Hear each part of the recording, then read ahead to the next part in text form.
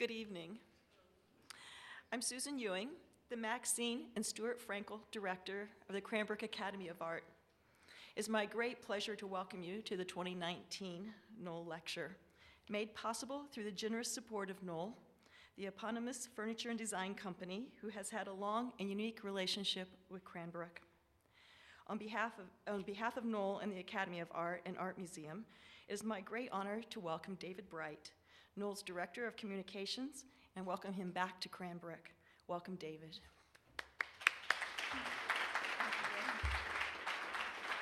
That's a very nice introduction, and it's nice to be back on campus, Susan, and thank you all for welcoming me throughout the day, those of you I met. As this audience knows well, Florence Knoll, who died earlier this year at 101, and whose legacy we celebrate annually with this lecture, pioneered a total design sensibility that has shaped the relationship among architecture, people, and furniture. Her perspective defines a modern design sensibility that drives all of us at Knoll today, is felt certainly throughout this campus every day, and influences how we all work and live. At Kingswood, as many of you know, Florence Knoll developed an interest in architecture, and she caught Eliel Saarinen's attention. Over time, she became an extended part of the Saarinen family, which included the son Eero Saarinen, who she would later commission to design a collection of groundbreaking furniture for Knoll. Upon graduating from Kingswood, Florence Knoll stayed here to study at the Academy of Art. During her advanced schooling and extended travels, she met many leading architects of the time, including Aalto, Breuer, Gropius, and of course, Mies van der Rohe. Some of these early mentors would continue to figure prominently in her future work for Knoll, but it was really Mies who had perhaps the clearest influence on her signature approach to design, rigorous and methodical. Aldo Bakker shares Florence Knoll's passion for every detail in the design process. In his words, no matter how crazy. Like Florence Knoll, he has brought an ever-expanding portfolio to a wider audience, responding to the legacy of modernism with product and furniture designs that reimagine materials. For me, Aldo's designs synthesize diverse cultural traditions with the simple, functional rhythm of everyday life, making him one of today's leading figures exploring craft and the use of materials to realize designs with an extraordinary sculptural presence. Like Florence Knoll, Aldo's stature as a design leader continues to grow with every new design, and the 3,500 associates of Knoll are especially pleased he has been selected to express her sensibility this evening in his own personal way. So thank you very much, Susan and Aldo.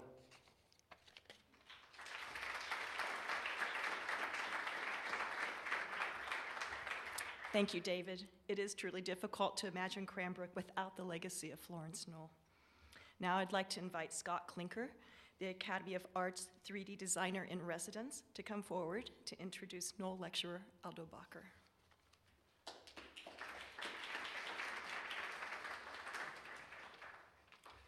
Thanks, Susan, and thanks, David, for the added context for tonight's talk. And thank you all for coming out for our annual Knoll Lecture on Design.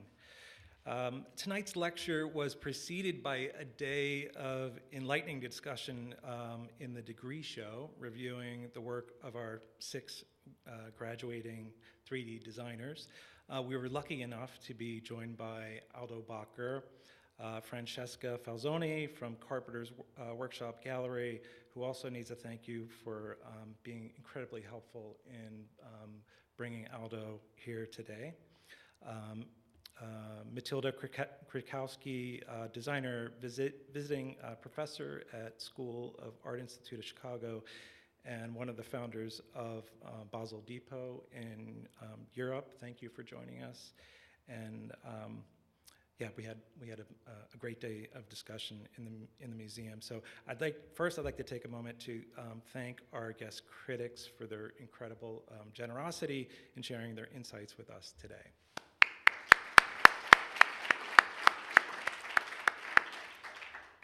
Over the past 10 years especially, research in the 3D design program has focused on the ways that design, art, and craft overlap. Few designers represent these connections more than tonight's speaker, Aldo Bakker. It makes sense that part of Aldo's design training came from the world of jewelry design, where he seemed to learn about highlighting the properties of materials and exquisite detailing.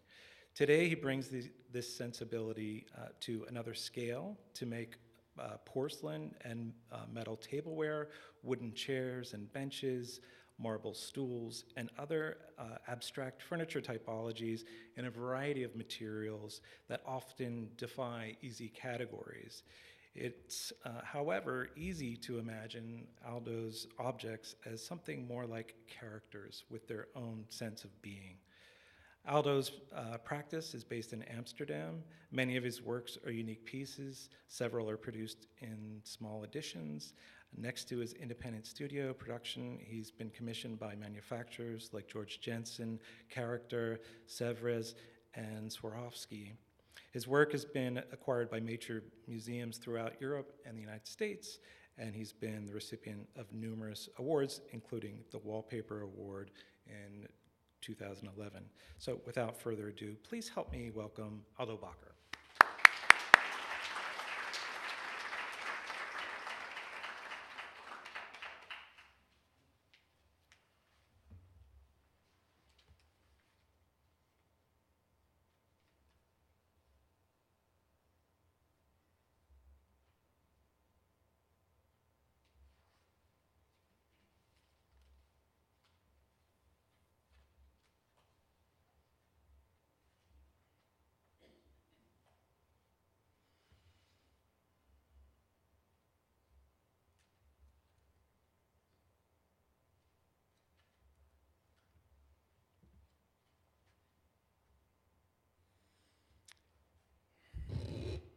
Sorry for that. Hello, everybody. Thank you for the wonderful introductions. I'm overwhelmed by the beauty of this place, really. It is great to be here. The lecture that I'm giving here this evening, it's called To Create. I will speak mainly about the aspect of time in my way of working. To start by the title, To Create, that seems to suggest to be in control, as I can say I'm mainly waiting. This image shows a container of the Italian designer Enzo Mari. I grew up amongst this object. We had it in our home. Gijs Bakker and Emmy Verlism are my parents, both artists. And for me, this was a very normal object, nothing strange. I grew up with it. Although everybody who visited us was always intrigued by this object, not always showing this because I think there was a little trembling, a little hesitation to investigate what this thing is. And this was the fun on our side. So we encouraged the people that visited us and gave this little container and to see how they would operate with this little thing. And mainly it went wrong to take off the lid, and in a very clumsy way it fell all the way down. This was our little fun we had together. Important object. I had forgotten it for a while, and then I found it back, and I have now one in my own home. And this, I think this is a red line in the lecture as well. Square P, an oval standing on its side. Think of a camera that lays on the table. The lens just touches the surface because it's a circle. The oval shape increases this subtle yet firm moment of touch. The container part exists out of two elements, a laying oval and a standing oval. They hold each other like a handshake. The laying oval develops horizontally with a small spout in the upper corner, a funnel shape that emphasizes the moment of pouring. The vertical development of the standing oval is completed with a lid. I will not keep on doing like this, reading from the screen.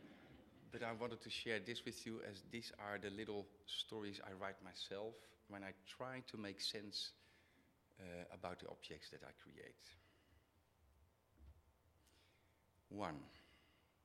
It is also a little bit chapter 1, but I mean with 1 that it has to become one. It has to become a whole. This is something that became clear to me already in a quite early state of my career.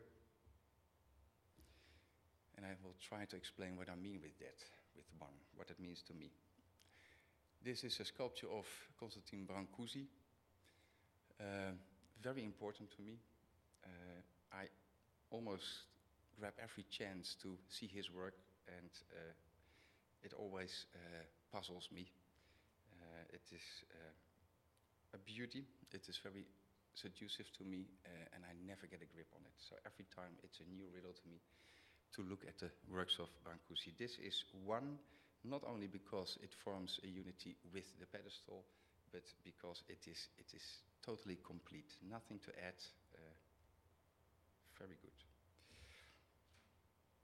Morton Feldman, American composer, modern classical composer, as they call it.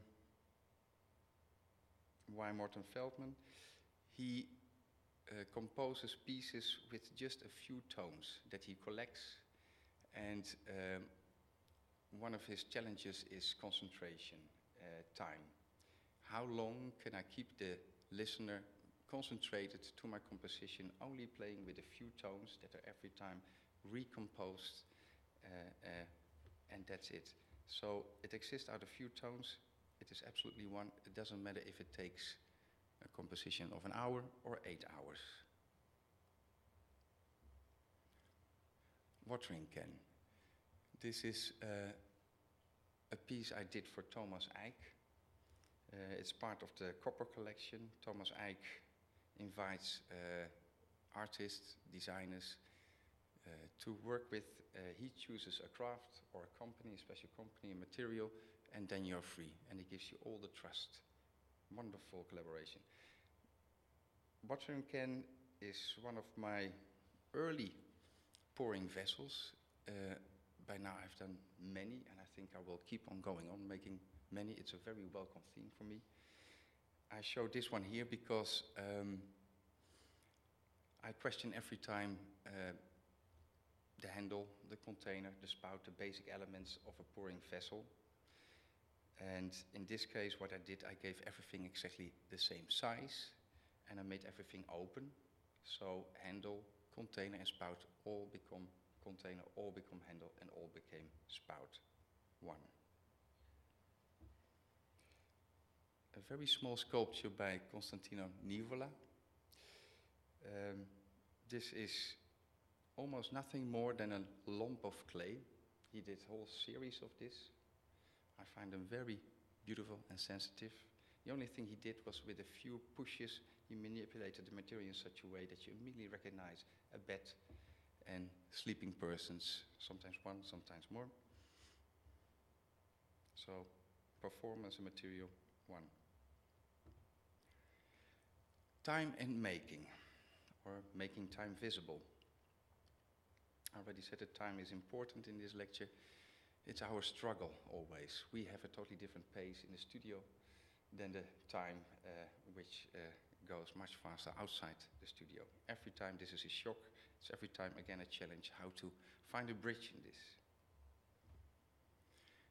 This image shows a movie by David Klaarbout, a Belgian artist.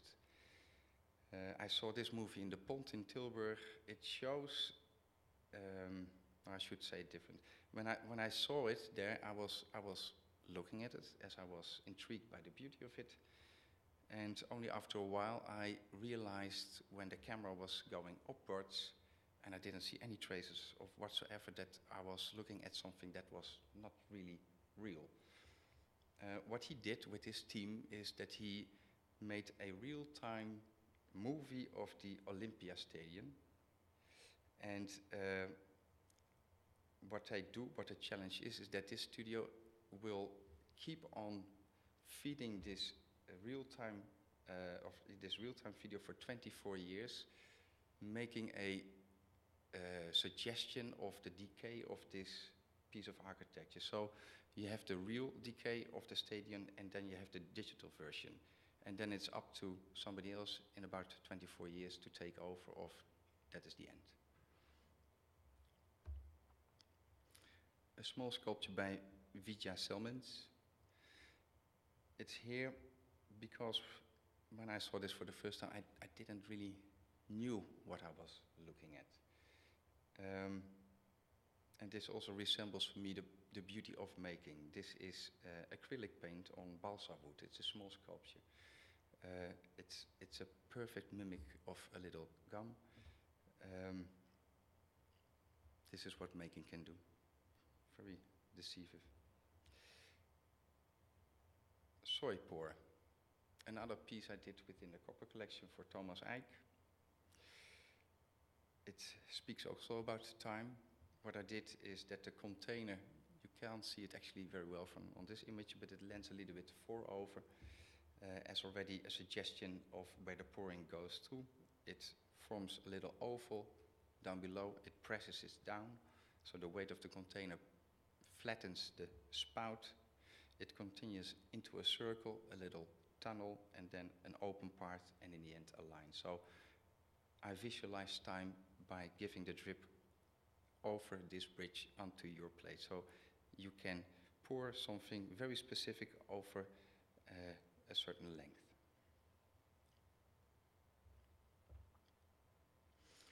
To find a balance between the time you need, the material you use, and the craft it takes to make it against the presence of the object.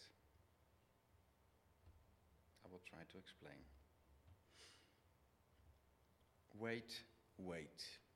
This is the title of one of the objects that are now on show at Carpenters Workshop Gallery in New York. And I will show in a few slides how the process goes on my side when I work on a piece. This is the beginning, this clumsy way of sketching.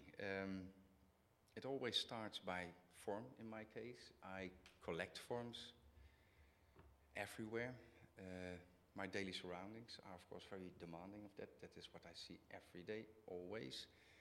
And I'm conscious that it are those things. It can be a toothbrush. It can also be a part of architecture. It doesn't matter. It is something of form that intrigues me, and then the questioning starts. It triggers me. I want to unravel it.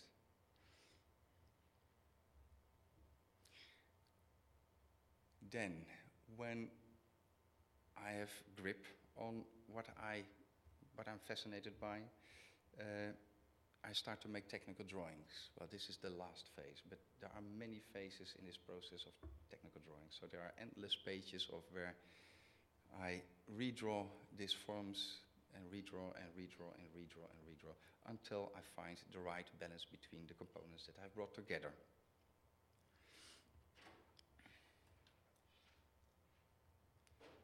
This part is very important. It started all with this one.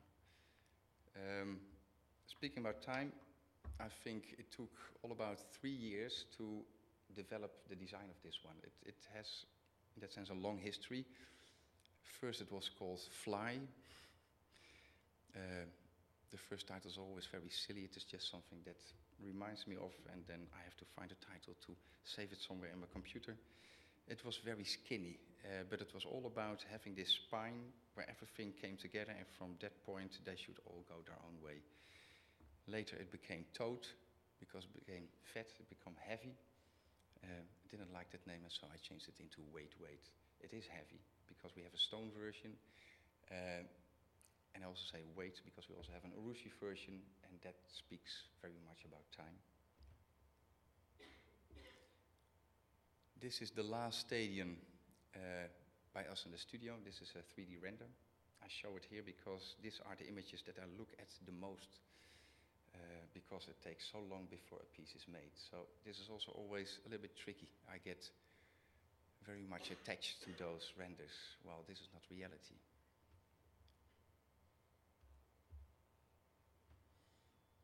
And this is how it looks now.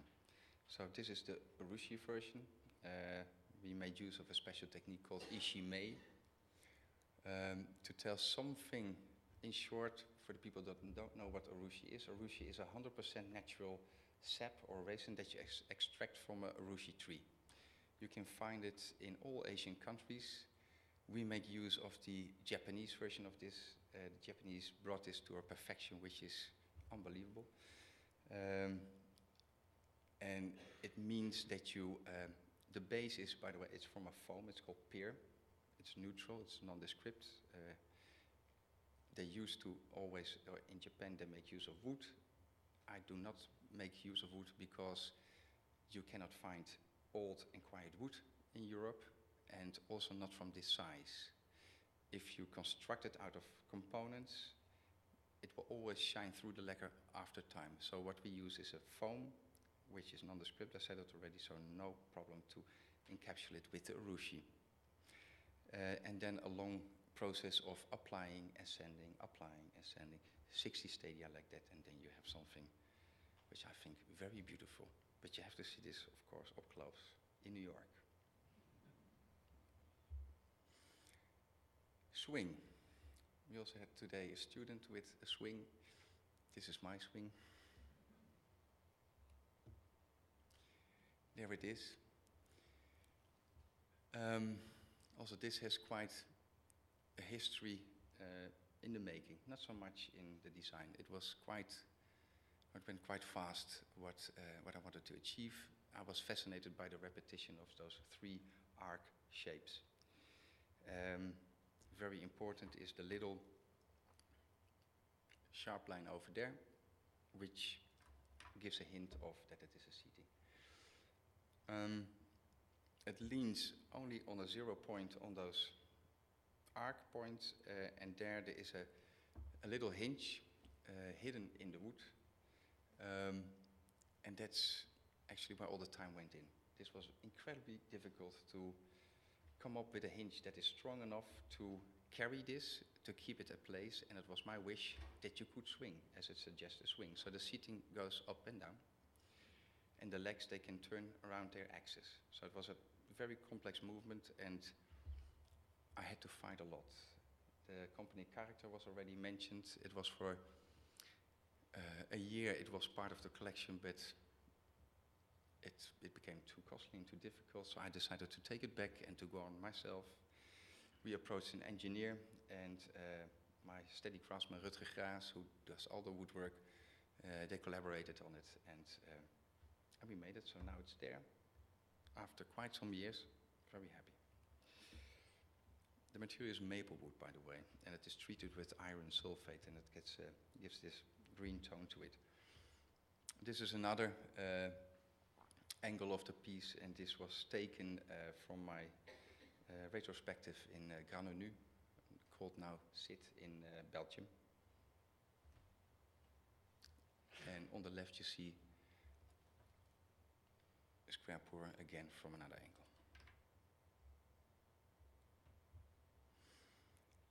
Creatures. I came up with that name when I was invited for an overview at the Villa Noailles in Hyères, and that was also my first opportunity to work on a book.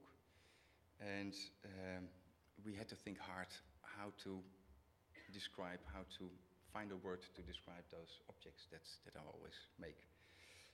Creatures, it speaks for itself, I think. It is something which is hard to define, but it is something that finds its own way. It's a little character.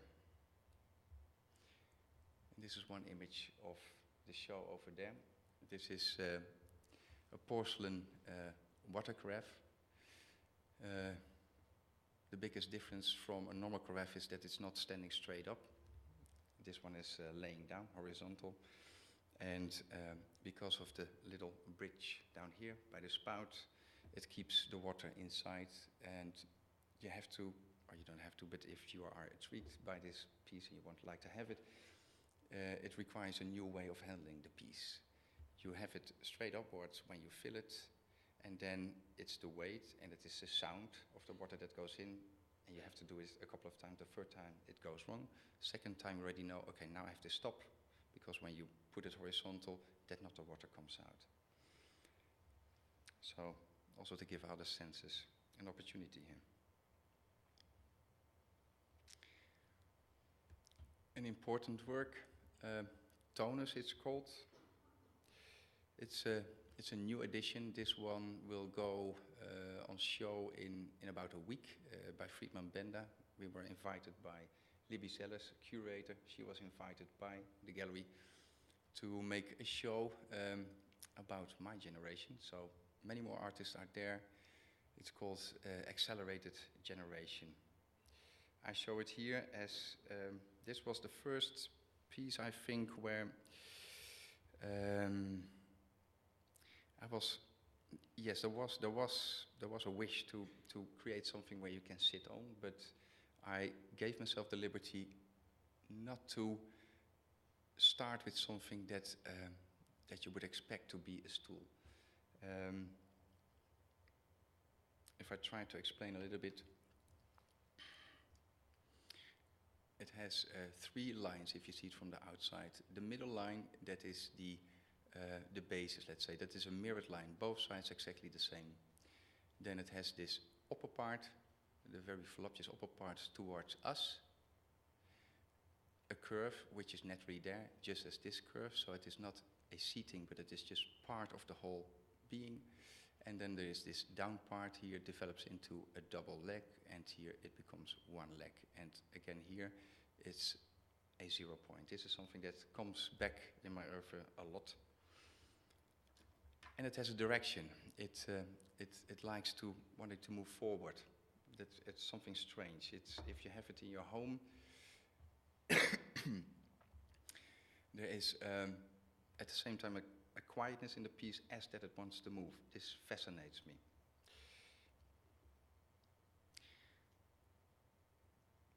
Now this one, called 4 Parts. This is absolutely family to me with the piece that you saw before. And that was new to me. So I realized that the older you get, there comes a moment that you start to relate to your own oeuvre. This was a little bit shocking to me, because I every time want to do a totally new thing. I needed time to give this a place. Now I realize that I'm fascinated by these U-shapes, let's say. I go up, you go horizontal and vertical again. You can see it as a bridge, as a portal. You can also say you go on. So you can also see it as a necklace, something that goes on in segments.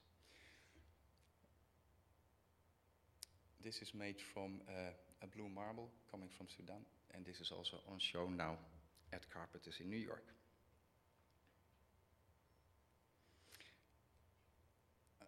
I want to add to it that also this, like Tonus, you can sit on it, but I think I would rather look at it. And from Tonus, we already made several versions. So that we have a small one from bronze, we have bigger ones from wood, and even bigger ones from urushi, because there are no limits in size. With wood, there's absolutely a limit, as we want to make it from one piece. So it's the tree that's depending or decisive on the size. What is it? What's the scale?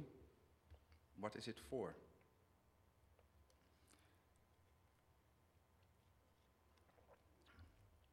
This is the first stool that I made that I was really happy with.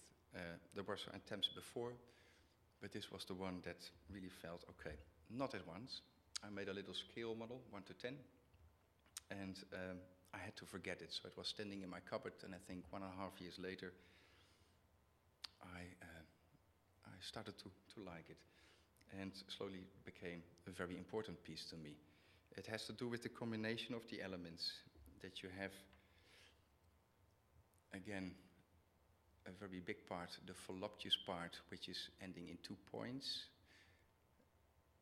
Then you have the top, the roof, or the seating, if you like, which is like a flat part, so a flopulous part, three-dimensional part, a flat part, and then you have a line. And the line was, for me, the part where you can recognize maybe it is part of furniture. What is beautiful in this Urushi version is that this smallest element, the line, the leg in front, it's mirrored by the flat part on the back.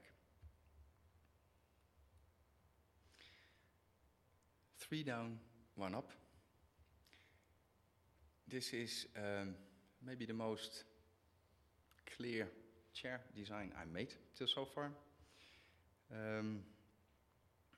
It is simple in its composition. So it is a repetition of 4 times the same form. 3 times they are under the seating and they point into the center to make it stiff, to make it stable. And then there's 1 leg which is on top in the seating, which is then parallel with the seating, so it gives the maximum comfort.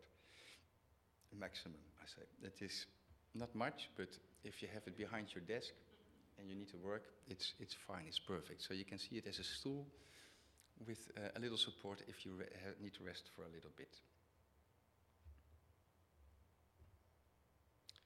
Bookshelf.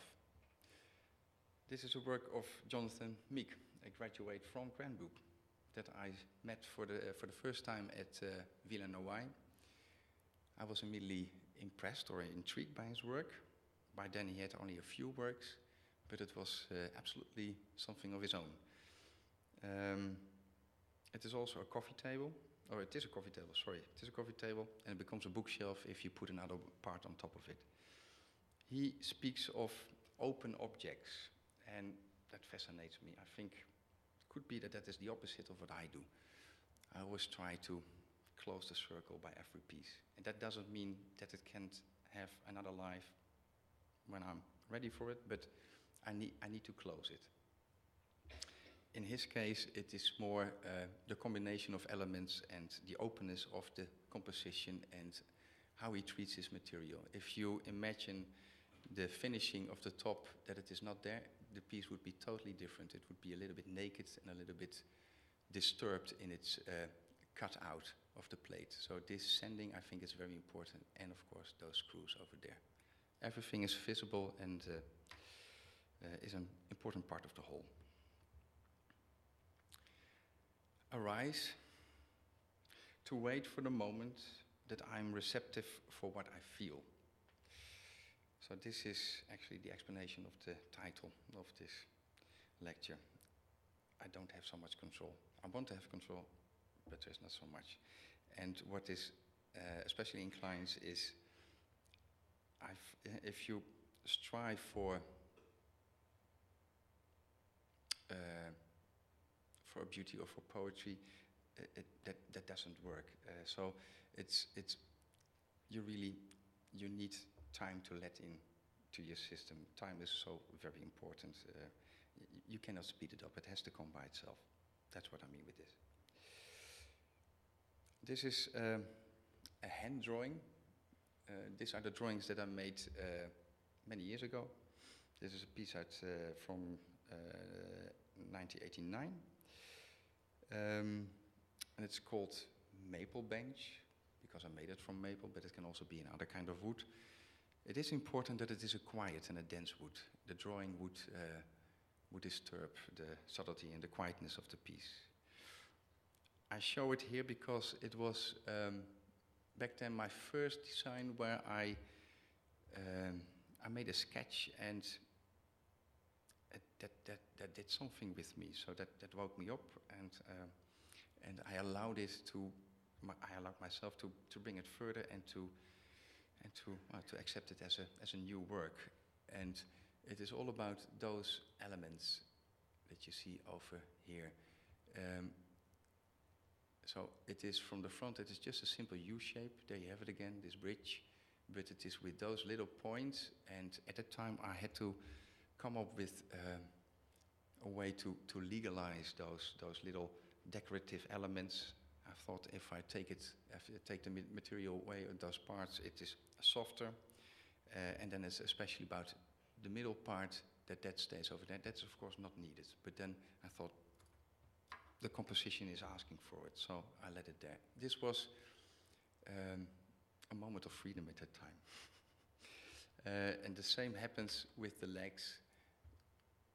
They are here also around it, and then I thought also good if you walk around it, you are not damaging with your feet the sharp line.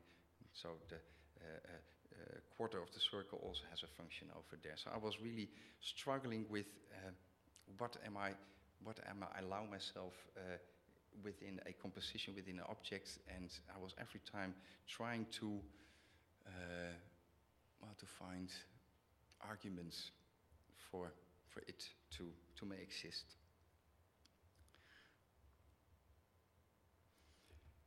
Pivot.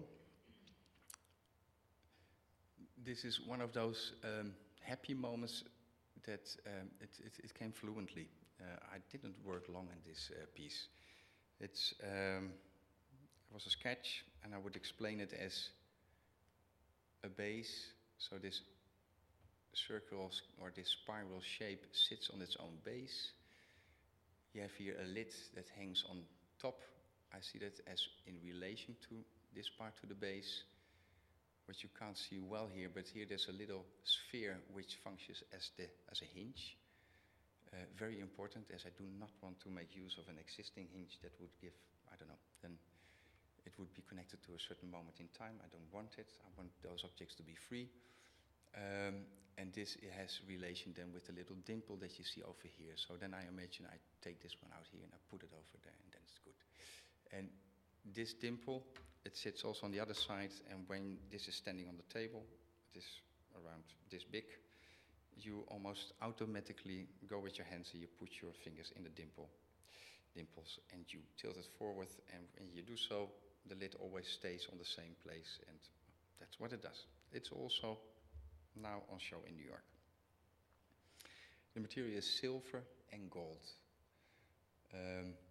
Gold plated, silver is made in exactly the same way. It's electroforming. It's a process of growing.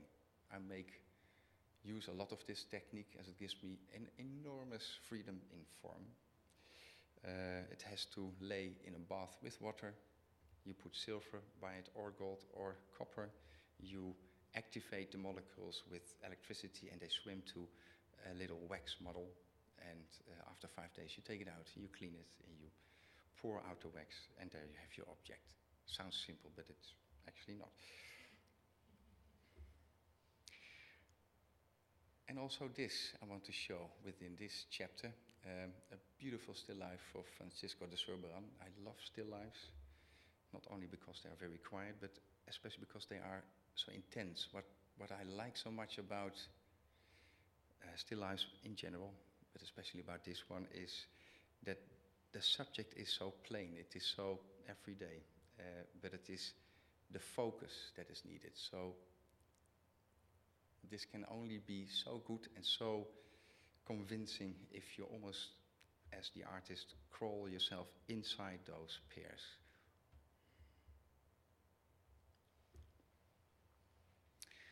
Perfection. I'm a perfectionist. Where does detailing start? That's something I don't know, but I have that with many things, and I find this fascinating. How so? What's the scale of something? What does it mean if it's this big? What does it mean if it's this big? What is the moment that it changes into something else? John M. Poussey, a writer of novels and poems that I highly value, speaks of perfection when referring to beauty. This was speaking to me enormously when I read this from him. As beauty is always my drive, always my motivation to work on the next one, I fall in love with the little forms that I find. And from the moment that I am able to make sense out of it, yeah, there is a kind of a moment of love. I'm getting very hungry and I want to go on, and this automatically goes over into perfection, because if you have a grasp on beauty, you don't want to give up. So you are going on, you're going on, you're going on, and that is perfection.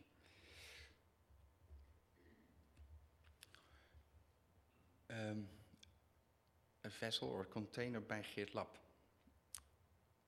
This speaks absolutely about perfection, I would say. I'm showing it here as we are invited to do the scenography of Geert Lap. Geert Lap is a Dutch artist, ceramist. He passed away not so long ago. I knew him a little bit. I know his work much better. I was very happy that they asked me to do the scenography. He made a range of forms, a little bit, not very outspoken, quite basic forms, but he found exactly the right balance between the form, the size, the handling of the material, the color, the texture. And I very much hope that this exhibition will travel. That's our aim. And that it also comes to the States so you can see his work. It's really worthwhile looking at it.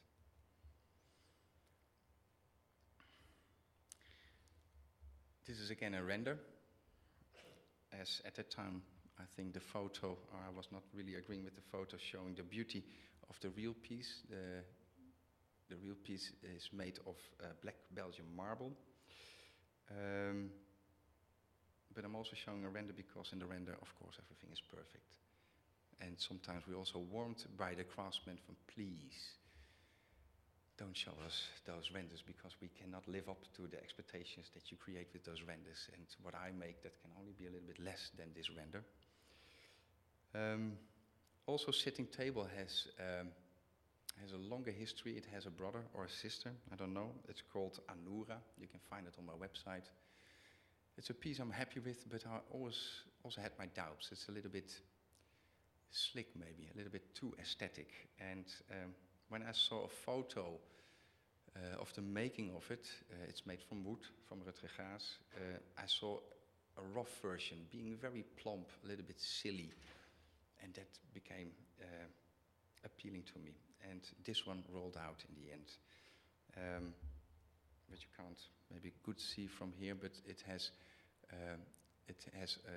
on the downside it is flat. It has those two legs, then it has a back which is flat, so you can place it to a wall if you like, and then it has this flat top, and then it has this kind of, those lines with tensions or muscles, I don't know well how to describe it. Here again, there's a 0 point where they just come together, and then it sits with its feet up. It is as much as sitting firm or having control, there's a tension there, as that it is a little bit giving in to its own weight.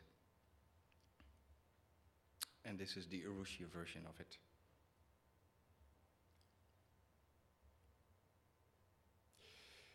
A universal outcome. And then I start with one work of Giorgio Morandi. I discovered his work for the first time on a show done by Jan Hoet, the fantastic Belgian curator who passed away, in his museum Marta in Herford, Germany. And I was immediately intrigued by it, and since then I started to study it. And there was another beautiful overview of his work in Brussels at Beaux-Arts. You probably know him, but nevertheless, he's from Bologna.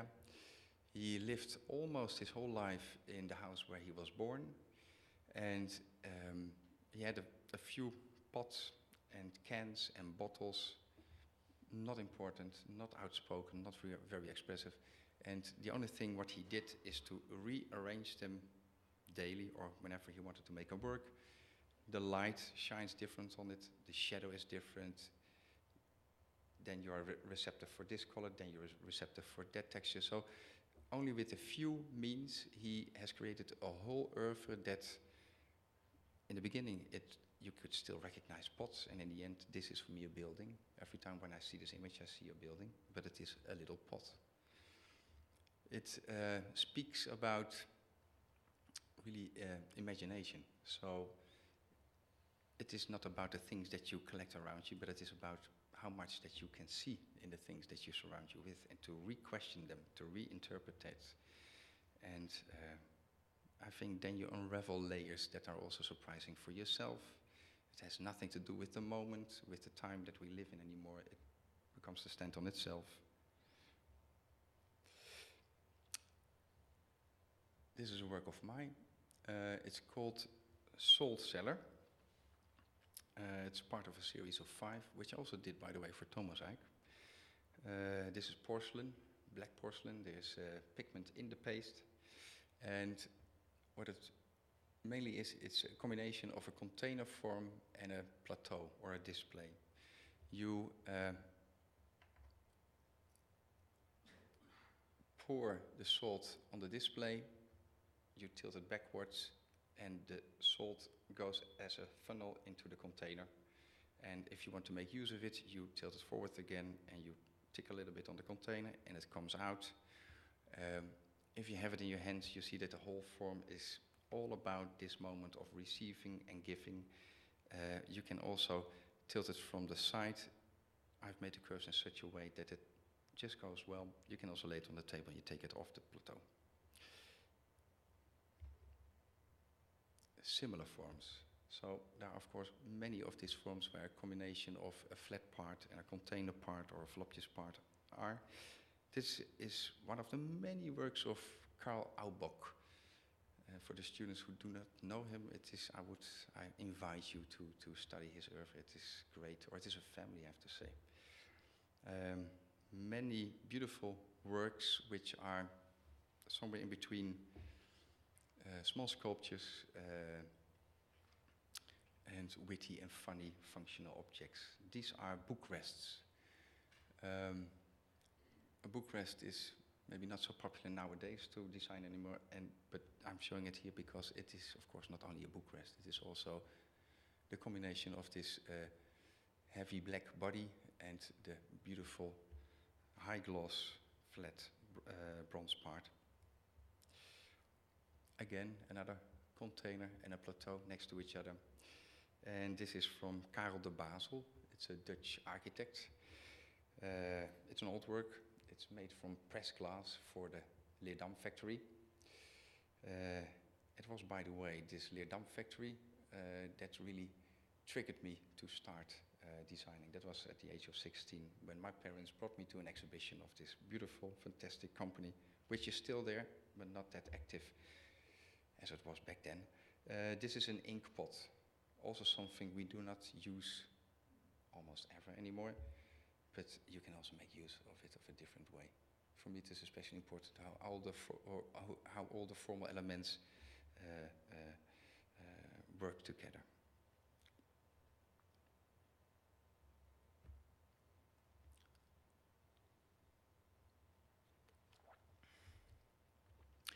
Slow motion. That is the title of the exhibition now in New York by Carpenters Workshop Gallery. By looking at my objects, you get a glimpse of my daily surroundings. Not literally, but it are those shapes that I see daily and then study the most until I know what else they can become. It is a matter of seeing them a lot, having all the time to question them because they surround me. This is not about liking or not liking, but about understanding through time and repetition. So, the title of our show, Slow Motion, came to mind to explain the pace we needed to reach the result as it is, a big contrast with the world where they will find a way in time. And this is a glimpse of how the show looks in New York, and that's the last slide. Thank you.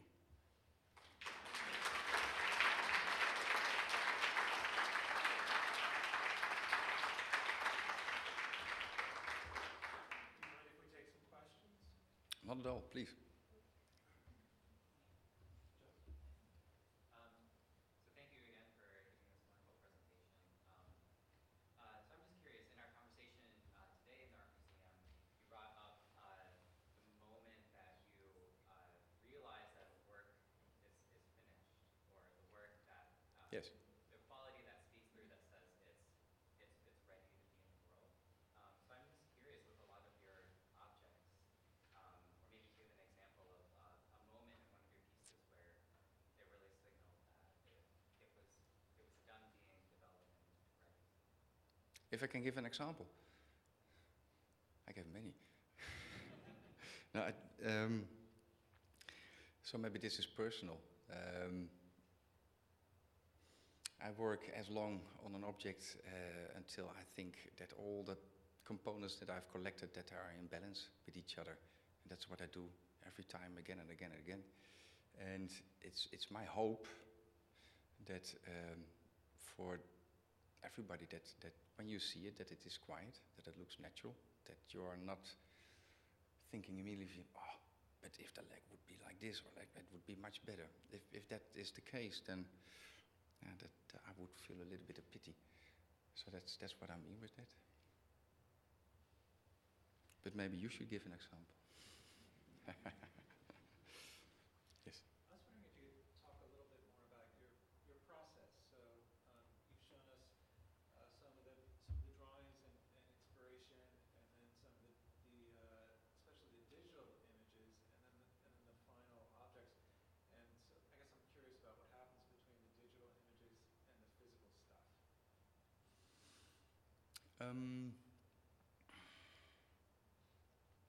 The digital is translated into prints, 3D prints, sometimes a lot. Sometimes way steps before, when a form is, when I have difficulties to tackle the form, and I want to speed it up, I get annoyed. I make models myself, and that helps me to think more easily, three-dimensional, to think around it. And so then it's a little scale model that helps me. But it's for a very big part, it's a process of thinking, actually. So I keep it for a very long time in my mind, where it is flexible, where I can manipulate, where I can fool myself. But then at this digital stadium, we have those technical drawings, and they have all the side views, and that can be beautiful.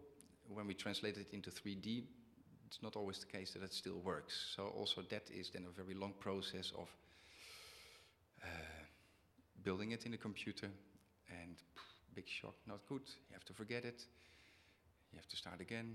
And what is very annoying, if you are getting too deeply into it, then you're not objective anymore. You do not know what to do. But yeah, so again, a matter of time, redoing, and then at a certain time, yeah, you feel, now it's good. We make those models, and if it's still good in reality, then we start to make the real thing. And is that translated into digital fabrication, or are you working with artisans who are interpreting from your model?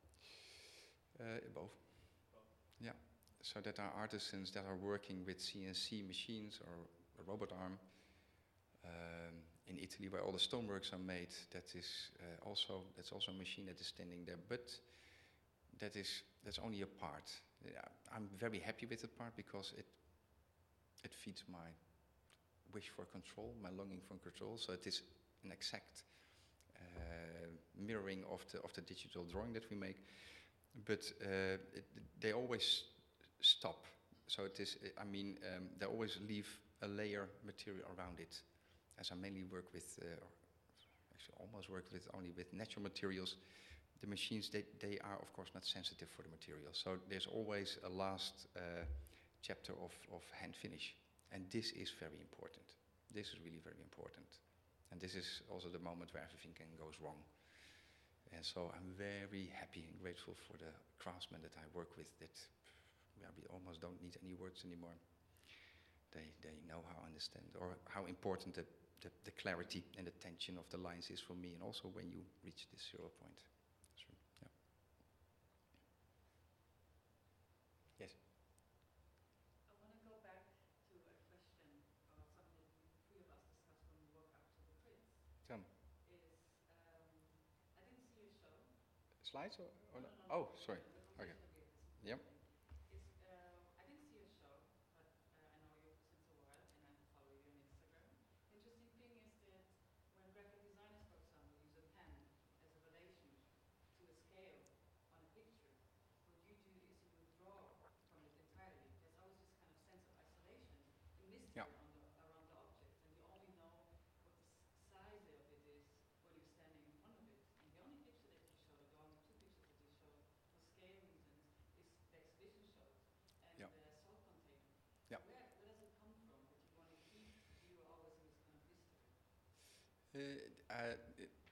That has become conscious, not from the start, but along the way, and that is, I think it's a wish to treasure the objects, to cherish them. What I try with every object, to reach a point where they can explain themselves, where they become independent, and that then also means, of course, independence from time.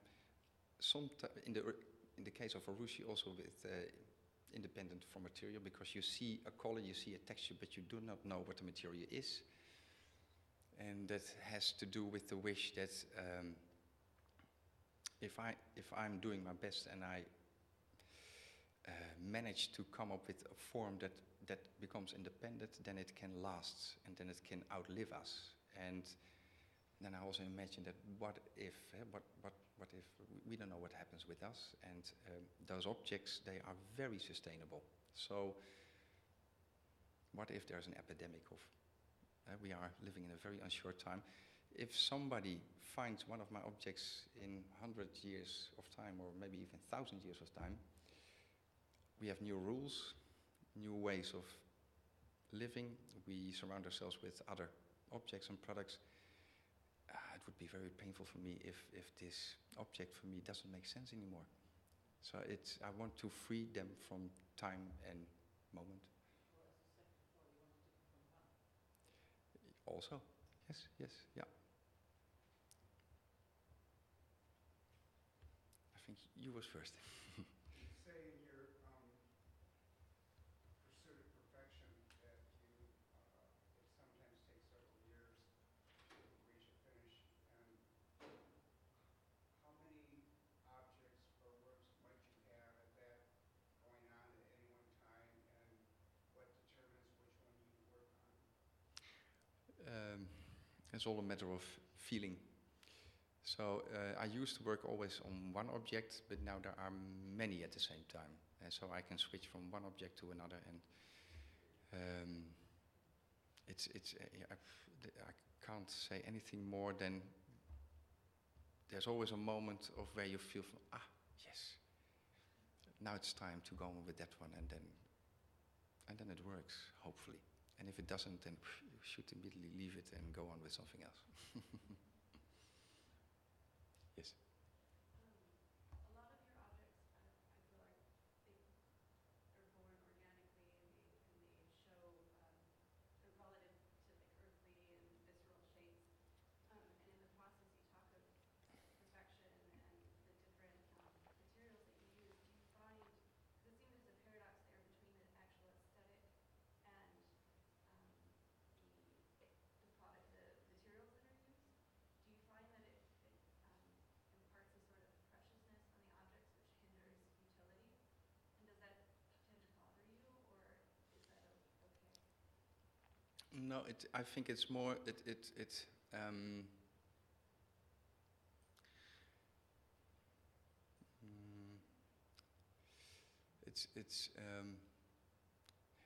I think they often invite you to approach them in another way, because of the function which is involved in another way. So you have to discover it. And I only get irritated maybe if people do not take the time to give it a chance. But no, I do find this aspect of them being around us, so we can relate to something that we like, and also that stays interesting besides us. That we are social beings, we want to relate, but we only have each other to relate to. And I think we have a deep wish to do this also with animals, but also with objects. And that you are then allowed to sit on it or lean on it or touch it. And we spoke today about fine arts that you are not allowed to touch. You're not allowed to touch all the works by Carpenters Workshop Gallery, but if you but if you belong one of those works, it's yours, and they can stand it very well.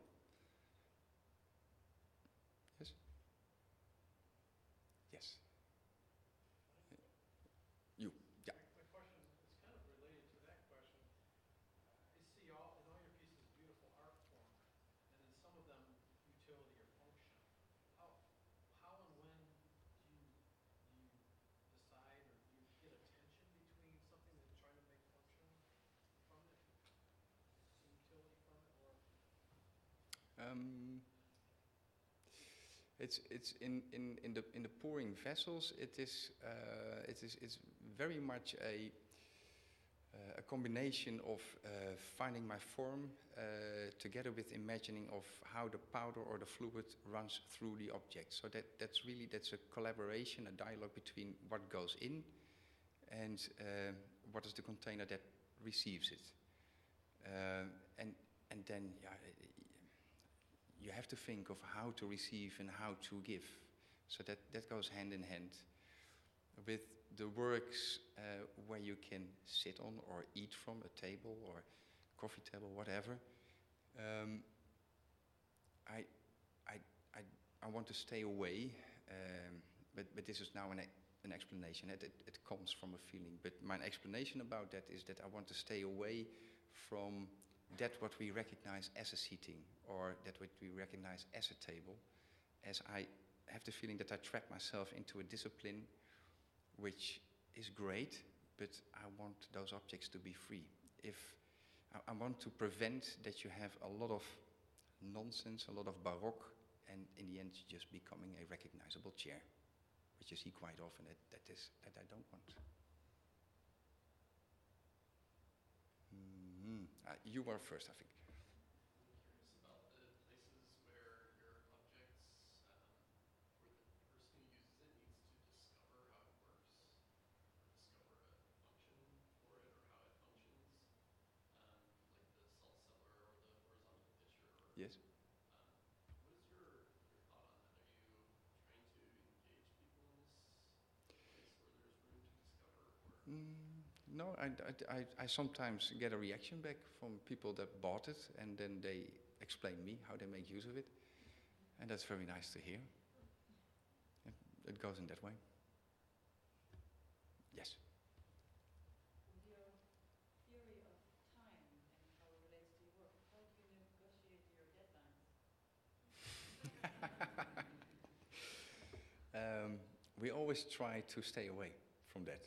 So that wasn't always possible, but slowly it's getting more and more possible. And there's another trick. I work always up front. I always have a path of things that I want to tackle, let's say. And so I always have works. There always works. And so when a question comes in, there is already something.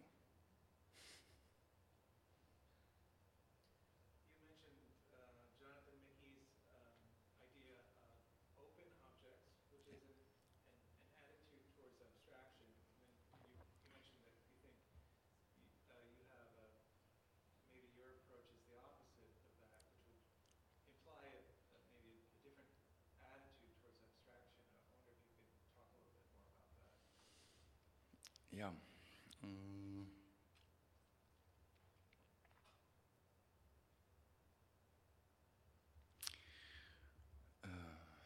It's a difficult one. Sorry. No, it's good. I think it has to do with as I spend so much time thinking about those objects, much more time than I spent in the real world.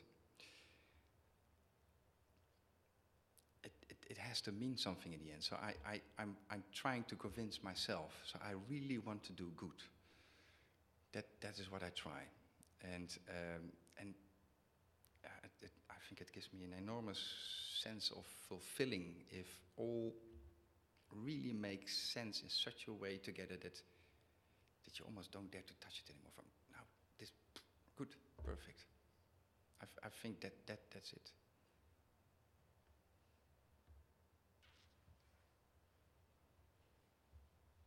Yes. I have a question here. In your process, creative process, in general, do you kind of get a vision, like after heating explosion influenced by what you see or inspired by, and you get a vision like maybe when you start to apply it, or you strive to execute that one single vision, or once you get into, you go through the sketching phase and then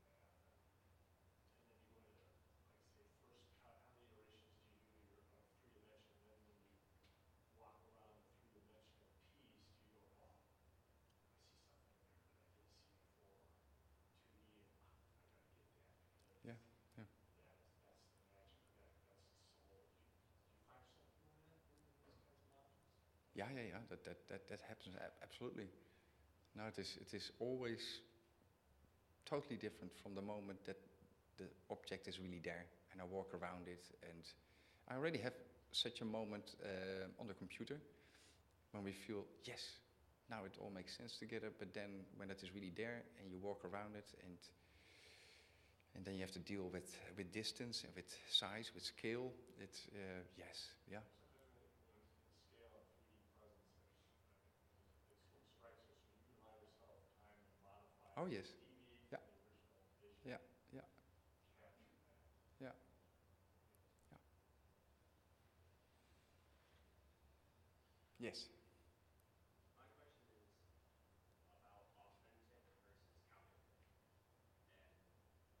And in your design, do you find there is an authentic expression when you are designing something, that it can be the real thing, versus sometimes maybe when it's not perfect, you use the word perfect, it can feel counterfeit. It's like the real thing, but it's not the real thing. Do you think of your work as many of the great artists, we can tell when we look at their work what is counterfeit and what is real, because that artist has imprinted something, so we can tell that one is like the real thing, but it's not the real thing. Do you have a similar approach with your work? I don't know what to answer.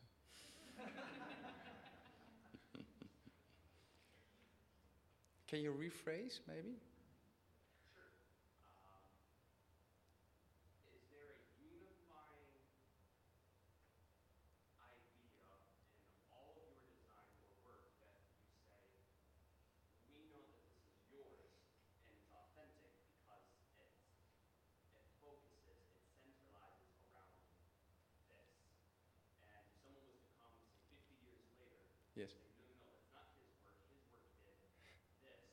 This is like that, but it's cheap, it's counterfeit, it's not real, it's close, but it's different. Yeah. Still don't know what to say. It's it's but if I succeeded, let's say, then I don't have to run behind them anymore and to explain if it's good and what was the reason, what was the motive, and etc. And let's see then what happens. One more question. Let's do one more question. Okay. Yes. I'm interested in the point where your art, your expression, your soul, your spirit, all that you've invested in making the piece changes when it becomes a product. When it goes into a gallery and has a price tag on it, do you relinquish at that point and turn that over to your agent? If someone comes in and said, I like this piece, but I'd like it half again and a different color, it takes it all away. You've got 99.9% of you in it, and then Yeah. what happens when the price tag goes on? Thank you for this question. It is that moment what I experienced, that everything makes sense together. That is not lasting forever. That's a moment. So and I have to laugh because this is what we debate on with the gallery. It differs a lot between the objects. Some of them, if I speak about this reddish one here in front, I will not change anything about the form. I think never. And if it needs to be a little bit more, I don't know, whatever, I can only scale it up or I can scale it down. That's it. With the color or the materiality, that can change. I wouldn't know what now because I'm now with this one. This is now in my system. But over time, I can easily imagine this also in another color without a texture. So it really depends.